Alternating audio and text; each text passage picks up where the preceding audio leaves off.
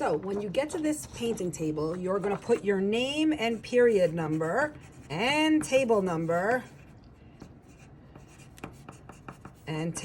T number on the back. And then you're gonna flip your paper over.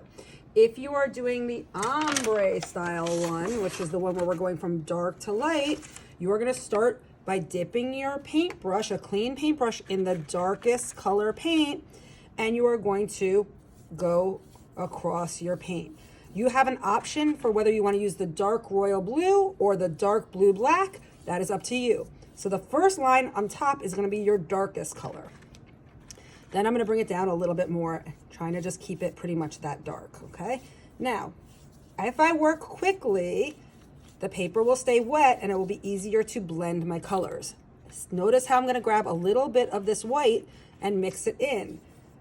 That is going to start to create my ombre, going from the dark to the light. Notice how I'm going to the edges of my paper because I want it to look like it goes straight off the sides of the paper. I don't want to leave edges white. I don't want to leave tops of my paper white.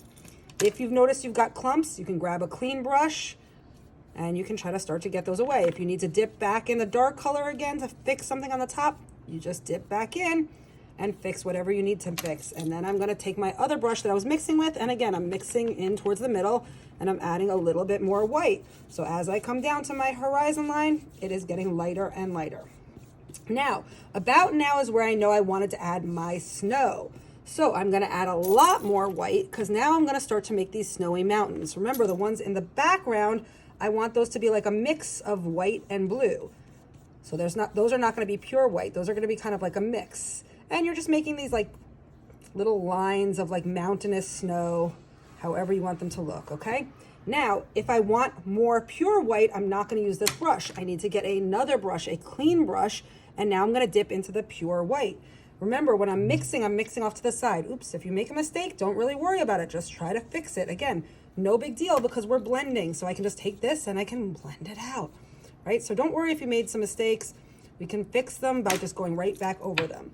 Now I'm coming into my white, and I'm going to add my white hills, and I'm painting my entire paper, even this bottom part, with white paint. I'm not going to leave the paper plain white, okay? I'm just getting my paint, and there's going to be like a little bit of blue possibly mixed in there just for like a little bit of the hill effect, right? And I am painting the entire page down to the bottom with that white. So once you have the entire background painted on your ombre, the last thing you're going to come in and do is your moon. Now, I may grab another brush because I don't want my moon to be super big. So I'm going to grab another clean brush and I'm going to come in and depending on which side I'm going to want to put my moon in, I'm going to then overlay my moon. Now realize the paint is still wet, so it is still going to mix some of the blue in there with the white. That's okay. It'll just end up looking like details of your moon. And then you can actually use it to make it look like craters or whatever you'd like. If you'd like to get a little bit more of that circular effect, where we're going with like a little bit of an orb around it, then you're just going to paint that in at that time, okay? So here we go. I've got my moon is done. Once you're done and you like the way it looks, then you're going to bring that to the drying rack. Ta-da!